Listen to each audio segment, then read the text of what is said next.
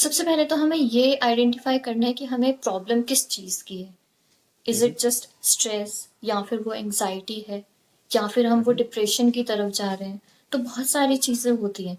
अब अगर simple stress हम्म। है तो आप थोड़ा-सा ब्रेक ले लीजिए क्योंकि आजकल की जो लाइफ़ है, अगर स्टूडेंट लाइफ़ की बात करो तो इट्स वेरी कॉम्पिटिटिव क्योंकि एग्ज़ाम्स ही या ऐसे हो गए हैं, उनका लेवल ऐसा है, पढ़ाई ऐसी हो गई है।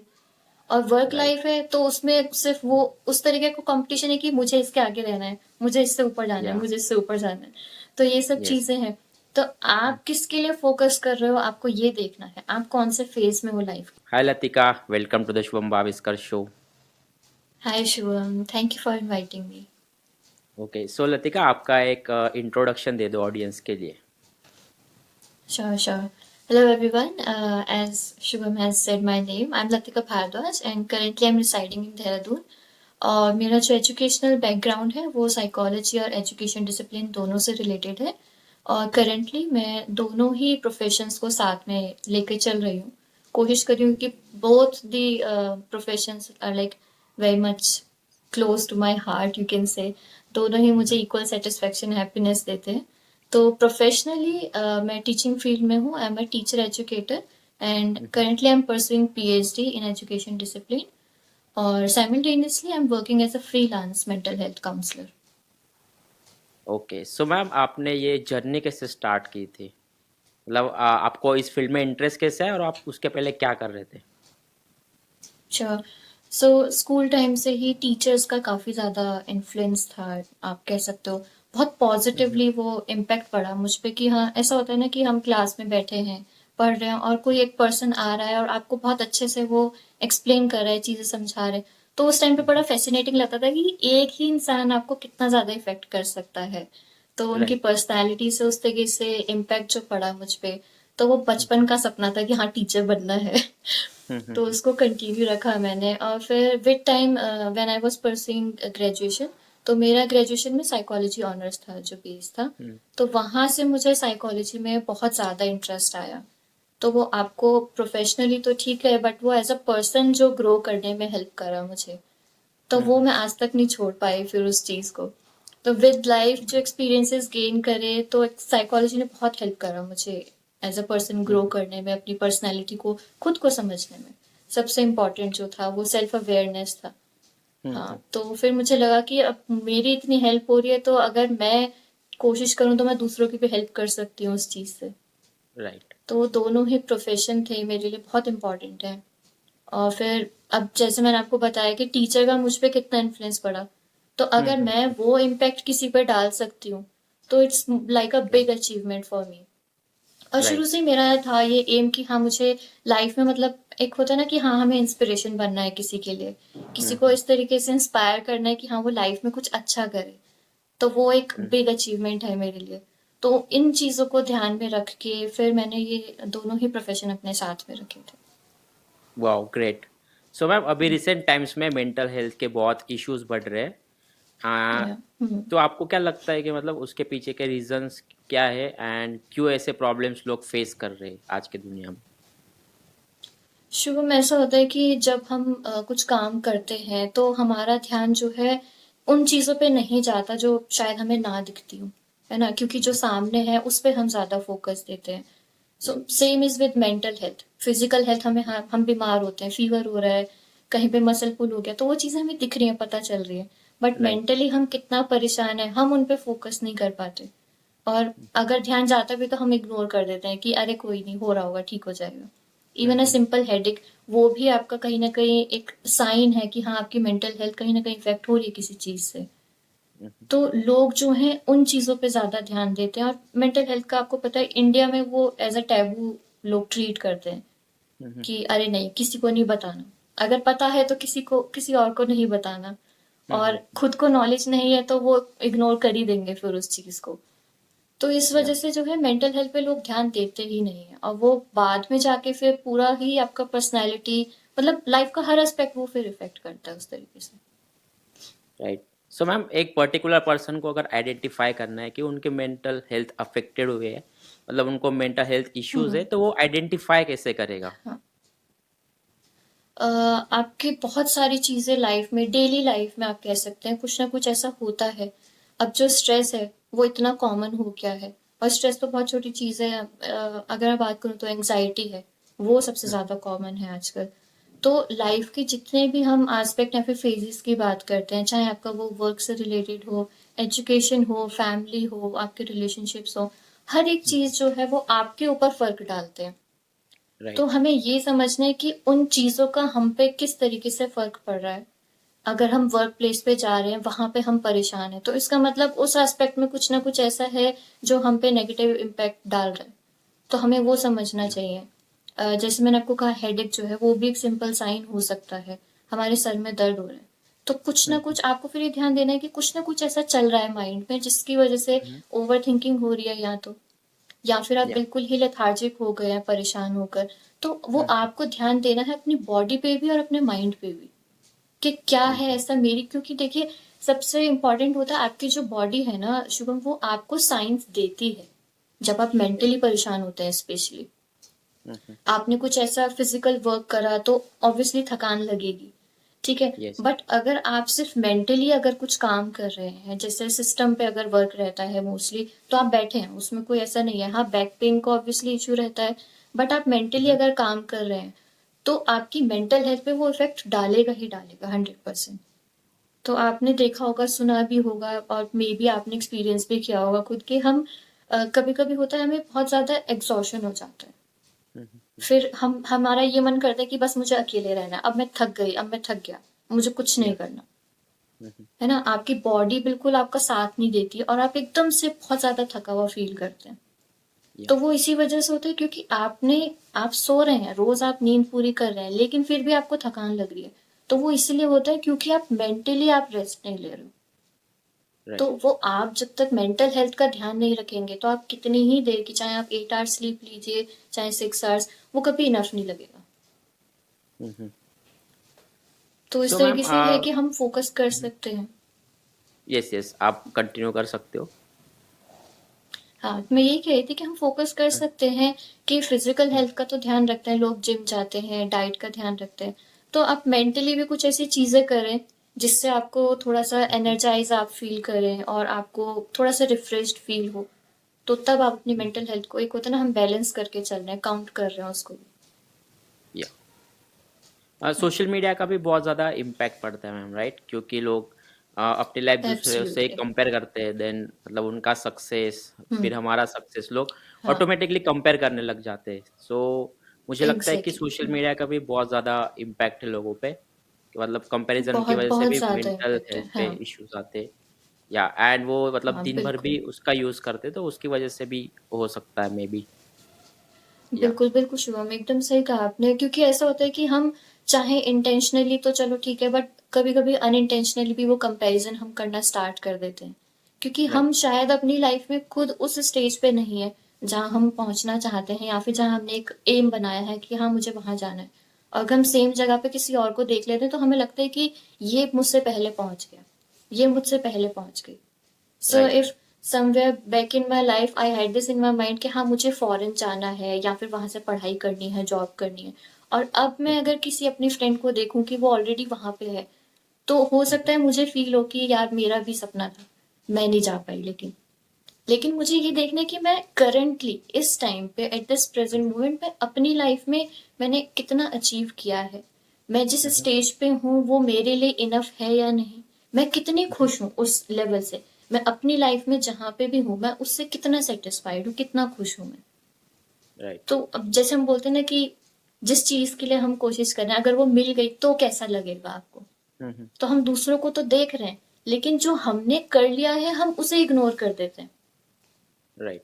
तो वो कहीं न कहीं इम्बैलेंस क्रिएट करता है, वो डिससैटिस्फैक्शन हो जाता है हमारे माइंड में। तो चाहे हमने कितना ही अच्छा किया हो, चाहे मेरा पैकेज कितना ही अच्छा हो, मैं फिर भी सैटिस्फाइड कभी नहीं रहूँगी उन चीज़ों से। तो वो बहुत ज़्यादा इम्पैक्ट डालते हैं। इसलिए सोशल मीडिया का तो आप कहिए, जैसे हम बोलते हैं ना कि अब वो एक, अब मतलब हमारे लिए ब्लिस है या क्या है, तो वो डिपेंड करता है कि आप उसे किस तरीके से आप परसीव कर रहे हैं। कुछ-कुछ लोग हैं राइट। कि वो मोटिवेट हो जाएँगे कि हाँ, ये भी अच्छा है, मैं ट्राई कर सकता हूँ, या फिर मुझ में ट्रेड्स हैं, अगर ये कर रहे हैं तो मुझे भी ट्राई करना चाहिए। तो वो डिपेंड करता है सब आपके परसेप्शन पे कि आप किस तरीके से ले रहे हैं। तो आई वुड से कि कभी हमें कंपेयर नहीं करना चाहिए, क्योंकि सबकी लाइफ के जो एक्सपीरियंसेस हैं, सिचुएशंस हैं, कंडीशंस हैं, जो भी हम देख रहे हैं करंटली, जो हमारी लाइफ है वो सब डिफरेंट रहती है। हाँ, हमें दूर से सबकी लाइफ अच्छी लगती है, जिनकी भी बेटर है ना। यस, बट कुछ यस, ऐसे भी हैं जिनकी जिनकी लाइफ हमसे भी बेकार होगी इस टाइम पे, हम उन पे क्यों नहीं राइट, फोकस करते। तो वो भी हमें लगेगा फिर कि हाँ चलो मैं कहीं तो हूँ एटलीस्ट। तो वो यस, कंपैरिजन सबसे बहुत बड़ी गलती होती है, और आज का यूथ शायद वो कर रहा है, काफी ज्यादा कर रहा है, क्योंकि वो सिर्फ इन्हीं पे ध्यान देते हैं जो बहुत अच्छा है, लेकिन उस अच्छे के लिए भी उन्होंने कितनी मेहनत करी होगी वो नहीं वो जानना चाहते। राइट। हम्म, मतलब हमेशा ग्रेटफुल होना चाहिए, मतलब हम सेटिस्फेक्शन भी होना एग्जैक्टली, चाहिए और ग्रेटफुल भी होना चाहिए। बिल्कुल। जितना आप पॉजिटिव फील करेंगे, जितना ज्यादा आप ग्रेटफुल होंगे चीजों को लेकर, क्योंकि आप जहां पर हैं आपने कुछ तो अचीव किया ही होगा, तभी आप यहाँ तक आए हैं, है ना। राइट, अब मैं ये नहीं राइट, कहूंगी आई एम स्टिल स्टडिंग मेरी, लेकिन मेरी जो फ्रेंड्स हैं, चाहे मेरे क्लासमेट्स हो, और वो ऑलमोस्ट अपनी लाइफ में एक स्टेप आगे हैं। कोई मैरिड है ऑलरेडी, कोई अच्छी या, जॉब में है, सेटल है, कोई फॉरेन में है। बट मैं अभी जिस टाइम, मतलब इस टाइम पे मैं जहाँ हूँ अपनी लाइफ में, मैं वो कर रही हूँ जो मेरा गोल था। भले राइट, ही मैं अभी प्रॉपर एकदम अच्छे से सेटल्ड ना हुई हूँ, लेकिन मैं एटलीस्ट अपना ड्रीम फॉलो कर रही हूँ, अपना पैशन अपने साथ लेके चल रही हूँ। तो मैं ग्रेटफुल हूँ उस चीज के लिए, एटलीस्ट मुझे अपॉर्चुनिटीज मिल रही है कि हाँ मैं इन सब चीजों को फॉलो कर पाऊँ। तो ग्रेटफुलनेस, पॉजिटिविटी, हम्बलनेस, ये सब चीजें बहुत इंपॉर्टेंट है अगर आप लाइफ में ग्रो करना चाहते हैं। और मेंटली हेल्दी रहने के लिए ये एक तरीके से एनर्जाइजर का काम करते हैं। तो आप जब मेंटली हेल्दी आप फील करेंगे कि हाँ मुझे अच्छा फील हो रहा है, पॉजिटिव, हैप्पी, तो ये सब जो जितने भी आपके पॉजिटिव फीलिंग्स हैं वो आपको फिजिकली आपकी हेल्थ को भी इम्प्रूव करते हैं और आपको और ज्यादा प्रोडक्टिव बनाते हैं वो लाइफ में। ओके। मैम, आप काउंसलिंग वगैरह करते हो, सो आपको कॉमन रीजंस क्या मिलते हैं, मतलब मेंटल हेल्थ इश्यूज के? लोग जो रीजंस कॉमन, बताते हैं हाँ। आपको, उसमें से हम्म, कॉमन कौन से? हम्म। मेन तो आजकल रिलेशनशिप इश्यूज काफी हैं, हम्म, या फिर वर्क वर्क लाइफ का इशू रहता है, क्योंकि वर्क और आपका जो फैमिली जो हमारा चलता है बैलेंस, वो लोग मैनेज नहीं कर पाते हैं। तो मेन इशू यही रहते हैं, उस वजह से आपका स्ट्रेस हो गया, एंजाइटी, ओवर थिंकिंग, या फिर आप कह लीजिए एपिसोडिक डिप्रेसिव मूड्स हो गए जैसे। तो ये ज्यादा है, और मोस्टली मुझे रिलेशनशिप इश्यूज ज्यादा आते हैं। तो क्योंकि वो डायरेक्टली हमारे इमोशंस के साथ इन्वॉल्व है ना, तो वो सबसे ज्यादा राइट। इफेक्ट करता है हमारे ऊपर। हाँ। और रिलेशनशिप में कैसे होता है, मतलब दो लोग होते हैं तो मतलब दोनों के इमोशंस एंड थॉट्स वगैरह हम्म। इस वजह से भी हो सकता है हाँ, वो। बिल्कुल। तो बेसिकली उसमें ऐसा ही है, अब मैं किसी एक को नहीं ब्लेम कर सकती, क्योंकि वो चीज़ बिल्कुल गलत है। ऐसा नहीं है कि सिर्फ लड़कियां गलत होती हैं या फिर लड़के। काफी सारे पोस्ट आते हैं, मैं उनके कमेंट्स पढ़ती हूँ तो मुझे बिल्कुल इलॉजिकल लगता है, क्योंकि आप किस कंडीशन में हैं और किस सिचुएशन में किसने छोड़ा, क्यों छोड़ा, वो सब रीजंस जाने बिना लोग एक परसेप्शन बना लेते हैं। और फिर एक ऐसा राइट। स्टेटमेंट है, मैं आपको बताती हूँ कि हाँ लड़कियां जल्दी मूव ऑन कर लेती हैं, है ना। लेकिन कुछ लड़के भी हैं जो जल्दी मूव ऑन कर लेते हैं, लेकिन मूव ऑन करने के पीछे क्या रीजन है वो भी आपको देखना पड़ता है।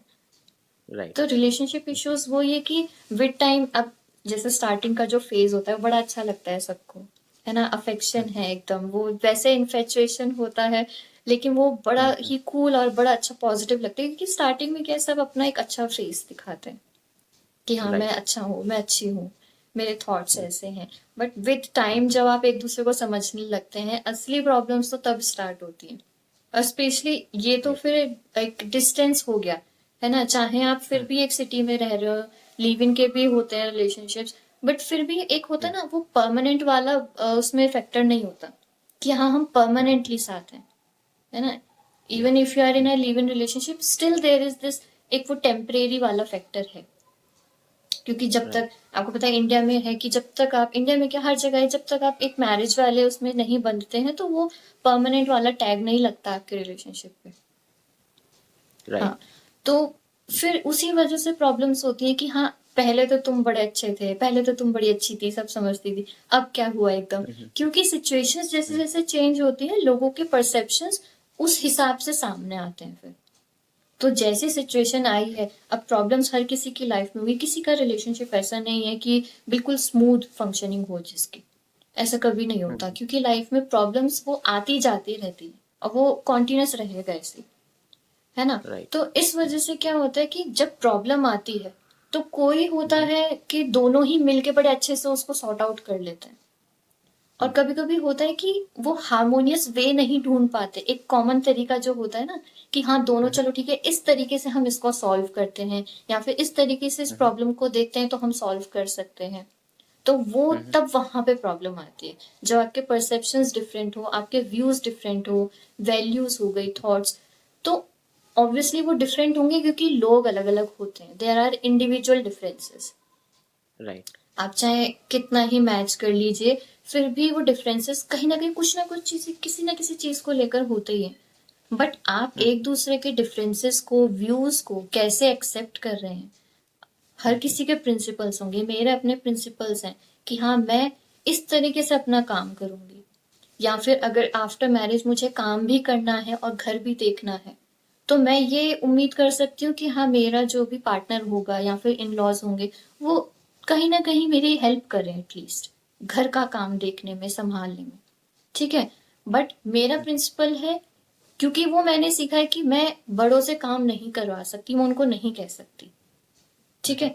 तो वो मेरा प्रिंसिपल, बट अगर मुझे कोई फोर्स करेगा कि अरे नहीं कोई चिंता नहीं है, हम कर लेंगे हम कर लेंगे, वो कहीं ना कहीं मुझे डिस्टर्ब करेगा, भले ही वो मेरे ही बेनिफिट के लिए बोल रहे हो, बट कहीं ना कहीं वो मुझे डिस्टर्ब करेगा उस तरीके से। तो ये है कि आप एक दूसरे के प्रिंसिपल्स को समझिए, वैल्यूज को जानिए, परसेप्शंस को जानिए, और फिर आप ये देखिए कि कितना आप एक्सेप्ट कर सकते हो उनको एज इट इज।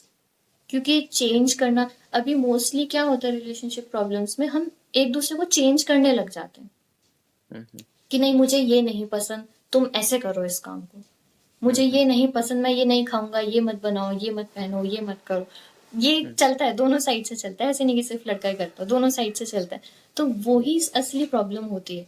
हम एक दूसरे को एक्सेप्ट तो बात की, वो तो बहुत बात की बात है, हम पहले ही चेंज करने लग जाते हैं, हम समझते नहीं है कि क्यों एक इंसान ऐसा बना है। तो सबसे ज्यादा इम्पोर्टेंट यही होता है कि जब आप किसी रिलेशनशिप में हो और आप सोच रहे हैं कि इसको आप फ्यूचर एज अ फ्यूचर देखते हैं कि हाँ मुझे इसी इंसान के साथ रहना है, तो सबसे पहले तो यह है कि आप उसका जो भी, कैसे वो ब्रॉटअप हुआ है, उसका जो फैमिली बैकग्राउंड है, उसके क्या थॉट्स हैं, कैसी पर्सनैलिटी है, वो समझिए, उसको एक्सेप्ट करिए। और फिर आपको लगता है कि कुछ चीज है जो इम्प्रूव करनी चाहिए, कि हाँ इससे आपकी ही पर्सनैलिटी और अच्छी होगी, वो आप शेयर कीजिए। फिर there is a difference between changing a person और helping them to improve themselves और their personality. So it's better if you try to improve that person with logical reasons कि हाँ इस वजह से मैं कह रही हूँ कि तुम ऐसा करो तो तुम्हें और हेल्प मिलेगी। या मैम, अगर हमें पता चल गया कि मतलब रीज़न क्या है हम्म कि हमारे मेंटल हेल्थ को हम्म अफेक्ट हुआ है, सो हम उसे ओवरकम हाँ कैसे कर सकते हैं? एनी टेक्निक्स और मेथड, मतलब जिससे मेंटल हेल्थ इशू को हम्म ओवरकम कर सके हम? हम्म अ, सबसे पहले तो हमें ये आइडेंटिफाई करना है कि हमें प्रॉब्लम किस चीज़ की है। Is hmm. It just stress, या फिर वो एंग्जाइटी है, या फिर हम वो हम्म। डिप्रेशन की तरफ जा रहे हैं। तो बहुत सारी चीज़ें होती हैं। अब अगर सिंपल स्ट्रेस है तो आप थोड़ा सा ब्रेक ले लीजिए, क्योंकि आजकल की जो लाइफ है, अगर स्टूडेंट लाइफ की बात करो तो इट्स वेरी कॉम्पिटिटिव, क्योंकि एग्जाम्स ही या ऐसे हो गए हैं, उनका लेवल ऐसा है, पढ़ाई ऐसी हो गई है। और वर्क राइट। लाइफ है तो उसमें सिर्फ वो उस तरीके का कंपटीशन है कि मुझे इसके आगे रहना है, मुझे इससे ऊपर जाना है, या मुझे इससे ऊपर जाना है। तो ये सब यस। चीजें हैं। तो आप किसके लिए फोकस कर रहे हो, आपको ये देखना है आप कौन से फेज में हो लाइफ के। स्टूडेंट फेज है तो वहां पे वो स्ट्रेस अलग रहेगा एग्जाम्स का, कॉम्पिटेटिव एग्जाम्स का स्ट्रेस रहेगा। या सबसे बड़ा एग्जाम्पल कोटा का है, वहां पे आई राइट। गेस 23-25 अप्रॉक्स इतने ही सुसाइड्स हो चुके हैं ऑलरेडी लास्ट ईयर। तो ओ। आप सोचिए कि कितना ज्यादा स्ट्रेस है उनके माइंड पे इस चीज को लेकर। तो उनको ये समझना है कि आप जो भी कर रहे हैं लाइफ में, वो आपका स्टैंडर्ड या फिर आपका, मतलब एक होता है ना आपकी क्वालिटी, वो कुछ भी डिस्क्राइब नहीं करता है। राइट। आप किस तरीके से खुद को संभाल रहे हैं और फिर उन सिचुएशंस को आप ओवरकम करके फिर अपने एम तक पहुंच रहे हैं, वो आपको डिस्क्राइब करता है कि कितने स्ट्रेंथ के साथ, कितने आपने करेज के साथ आपने प्रॉब्लम्स फेस की और फिर आप वहां तक पहुंचे, तो वो राइट। इम्पॉर्टेंट है। तो स्ट्रेस में हो सकता है कि आप जैसे मेडिटेशन हो गया, योगा हो गया, फिजिकल वर्कआउट हो गया, है ना। या और सबसे इम्पॉर्टेंट और इजी वे जो मेरे हिसाब से, ये मेरा परसेप्शन है, जो हमारी हॉबीज होती है ना, जो हमारे पैशन है, उनको फॉलो करना बहुत जरूरी है। ये ओके। मेरा पर्सनल एक्सपीरियंस भी है और दूसरों का भी मैंने देखा है कि जो अपने हॉबीज को फॉलो करते हैं, पैशन को फॉलो करते हैं, वो कहीं ना कहीं they are able to manage their mental health. ऐसा नहीं है कि परेशानी नहीं होती, even counsellors face this issues, हमें भी स्ट्रेस होता है चीज़ों को लेकर, बट आपको मैनेज करना आना चाहिए कि आप कैसे मैनेज करेंगे। तो राइट। मेडिटेशन हो गया, योगा हो गया, आप फिजिकल वर्कआउट कीजिए। ये है कि आपकी बॉडी में मूवमेंट होना चाहिए, क्योंकि आप ऑलरेडी परेशान है, स्ट्रेस्ड आउट है, और आप बैठ जाएंगे तो वो चीज़ और बढ़ती जाएगी। मतलब अब जो उसमें खो हमारी जाएंगे हम हॉबीज लोग। हैं, हाँ, तो वो हाँ। आप उसको और इंक्रीज करेंगे फिर। तो हम्म, उसको रीइंफोर्स करने की जगह हमें है कि हमें एक ऐसा ब्रेक पॉइंट ढूंढना है कि जहाँ पे वो एक ब्रेक लगे, और फिर हम उससे थोड़ा सा हम खुद को अलग करें कि हाँ, मुझे स्ट्रेस्ड नहीं रहना है, तो मुझे एक ब्रेक मिल राइट। गया। अब जितने भी आर्टिस्टिक वर्क होते हैं, आप चाहे ड्राइंग ले लीजिए, पेंटिंग हो गया, क्राफ्टिंग हो गया, इवन राइटिंग, रीडिंग, कुछ भी हो ऐसा जिसमें आप कॉग्निटिवली कुछ ऐसा आप कुछ क्रिएट कर रहे हैं, तो वो क्रिएटिविटी जो है वो बहुत ज्यादा हेल्प करती है। तो ये सब ओके। चीजें हैं जो काफी ज्यादा हेल्पफुल हो सकती हैं आपके स्ट्रेस को, एंजाइटी को डील करने में, मैनेज करने में। या मैम, जैसे कि आपने कहा कि मतलब जो काम आपको पसंद है वो करना चाहिए, राइट। जैसे आपने हाँ। पैशन की बात की तो उसमें हमें वो चीज़ ऑलरेडी हम्म, पसंद होती है तो वो काम करने में हमें मज़ा आता है, राइट। सो उस हाँ वजह से भी हाँ, स्ट्रेस कम होता है। और जैसे कि बहुत मतलब बिल्कुल। बच्चों को या फिर कोई जो मतलब जेंजी है या फिर मिलेनियल्स है, हाँ। सो कभी कभी उनको क्या हम्म, होता है, मतलब वो जॉब वगैरह करते तो उनको वो काम पसंद नहीं होता है तो उसकी वजह से भी स्ट्रेस आता है।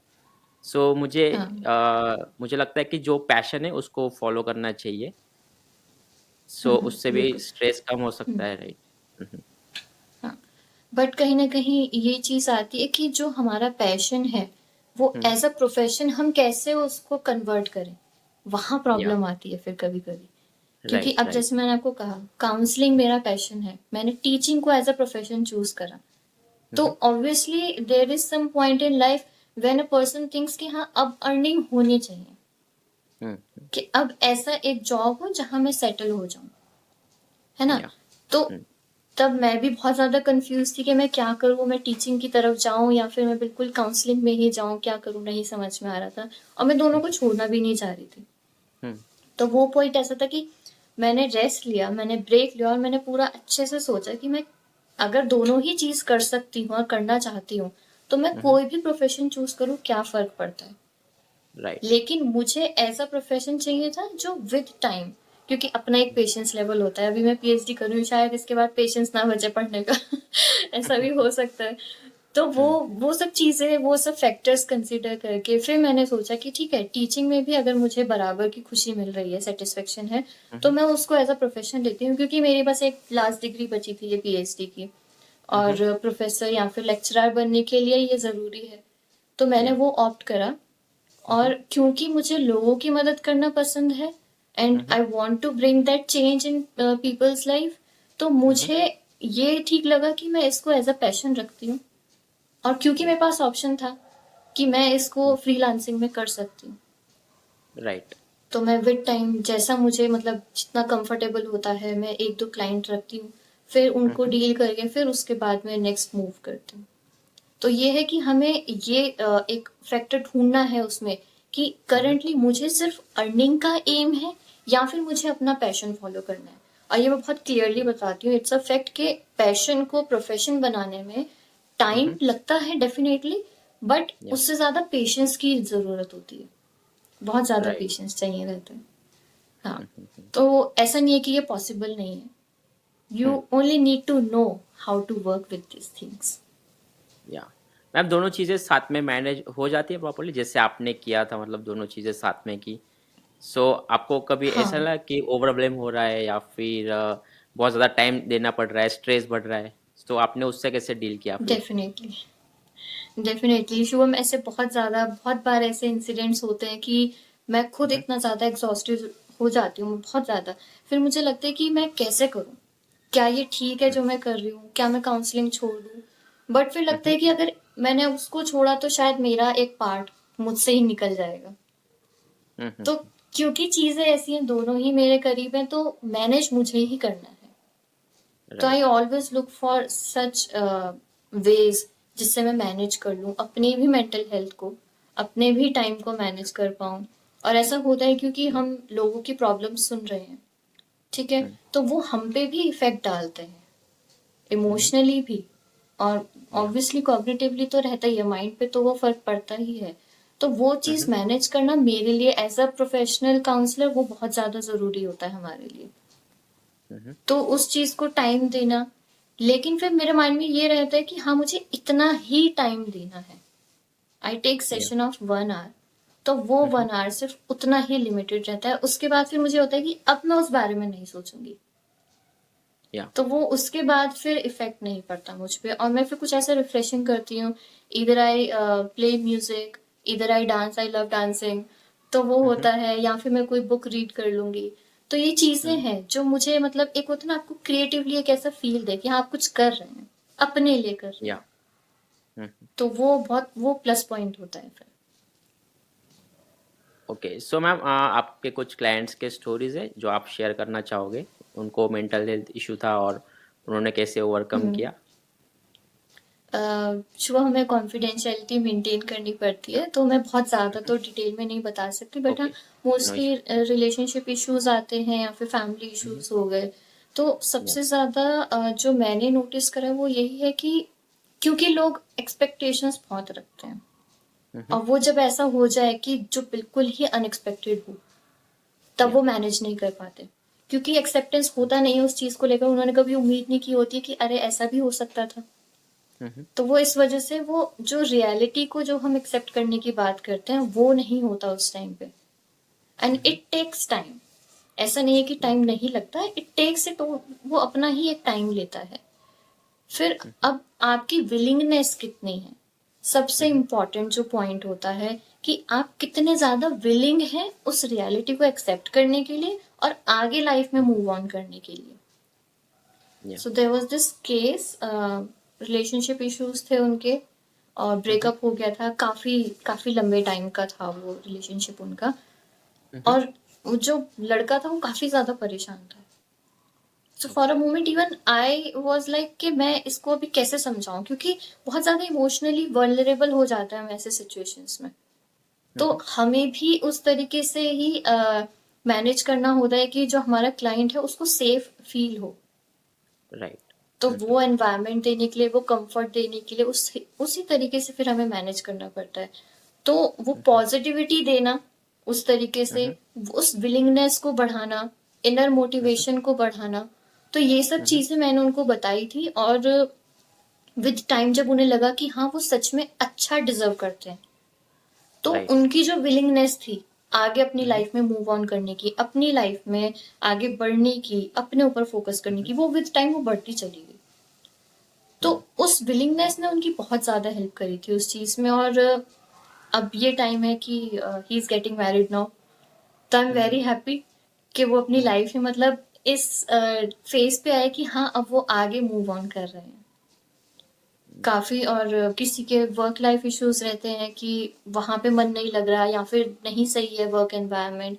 तो अगर हम हर किसी को ही ध्यान देते रहेंगे, हर किसी पे, कि हाँ ये मुझे ऐसा बोल रहा है, ये मुझसे ऐसी उम्मीद कर रहा है, तो आप कब तक किस किस को सेटिस्फाई करते रहोगे, किस किस को आप प्रूव राइट। करते रहोगे कि आपकी क्या कैपेबिलिटी है क्या नहीं। सो उसमें भी बहुत हमें ऐसे टेक्निक्स बताने पड़ते हैं कि ठीक है, अगर आपको कोई बोल रहा है तो आप सिर्फ उतने पे ही ध्यान दीजिए जो आपको सही लग रहा है। या कि हाँ ठीक है, मेरी कंप्यूटर को लेके इतनी नॉलेज है, A to मान लीजिए B, A B C D E, ठीक है, ई तक नॉलेज है। या अगर आपको कोई आगे बता रहा है FG, तो वो आपको देखना है फिर कि ठीक है, अगर ये सही बोल रहा है, मुझे ई तक ही आता है, मुझे आगे सीखना चाहिए, तो आप सिर्फ उतना ही जो वो बोल रहे हैं उतना ही आप अपने ऊपर लीजिए उस चीज को। एक होता है ना कि हाँ हम एक्सेप्ट कर रहे हैं। या तो हर चीज को पर्सनल ना लेकर कि ठीक है कोई नहीं बोल दिया तो बोल दिया, कुछ चीजें इग्नोर करनी चाहिए। और हर चीज पे हमें रिस्पॉन्ड देना जरूरी नहीं होता कि आप हर चीज पे रिस्पॉन्स दे रहे हैं, रिएक्ट कर रहे हैं, वो जरूरी नहीं होता है। तो आप उतना ही एक्सेप्ट करिए जितना आपको सही लग रहा है कि हाँ मुझे सच में इस चीज की नीड है, चलो ठीक है मैं सुन लेता हूँ।